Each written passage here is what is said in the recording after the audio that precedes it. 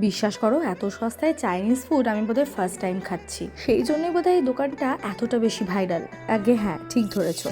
সেদিন শপিং করে আমরা চলে গিয়েছিলাম গুঞ্জানে। অনেক শুনেছি এর ব্যাপারে, বাট আজকে আমাদের ফার্স্ট টাইম ছিল। ভেতরের অ্যাম্বিয়েন্স নিয়ে বিশেষ কিছু বলার নেই। টিমটিমে আলো, সাদামাটা পরিবেশে জনার 6-7 ভেতরে বসে খেতে পারবে। লাকিলি জানলার ধারের এই সিটটা পেয়েছিলাম আমরা।